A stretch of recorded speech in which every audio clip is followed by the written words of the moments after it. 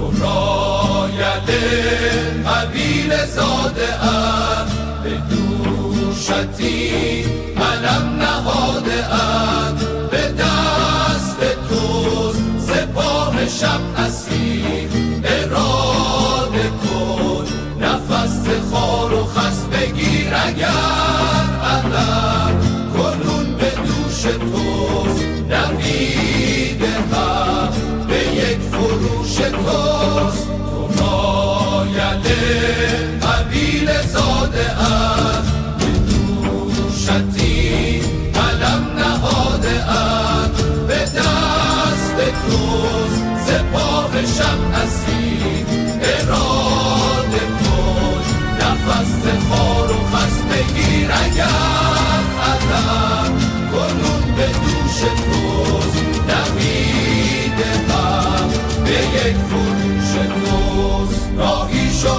ره روشن از من چون کوه‌آهن، جاری شو تا رهدت آتش زند به خرمن. من حافظ از جاکن بنای باغ دشمن، من حافظ از جاکن بنای باغ دشمن. تو وارث فتوح خیبری، برون شو از نیام حیدری، به تیغ خود به رعد و آزدی، ز جا بکن سرای هر ستمگری، قدم بده چنان پیمبری که بشکند بتان دیگری. شبی پر از نشانه میرسد، صدای جاودانه میرسد،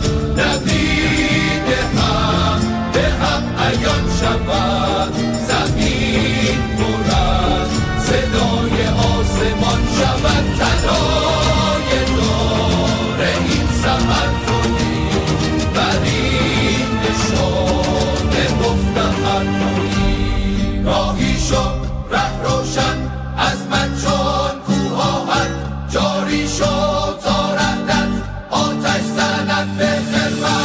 من حافظ از جاکن بنای باغ دشمن، من حافظ از جاکن بنای باغ دشمن، من حافظ از جاکن بنای باغ دشمن.